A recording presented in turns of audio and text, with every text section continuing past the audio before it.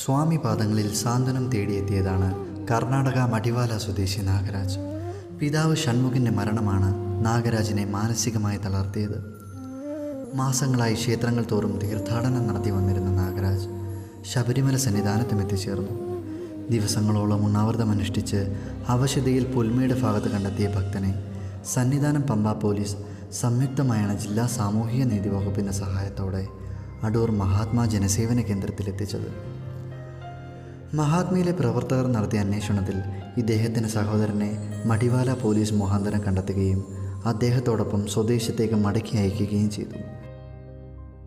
ഇവിടെ സ്വന്തം മാതാപിതാക്കളെ തെരുവിലേക്ക് വലിച്ചെറിയുന്ന സാഹചര്യത്തിലാണ് സ്വന്തം പിതാവിൻ്റെ ആത്മശാന്തിക്കായി ജീവൻ പോലും ത്യജിക്കാൻ തയ്യാറാകുന്ന നാഗരാജിനെ പോലെയുള്ള മക്കൾ മാതൃകയാകുന്നത്.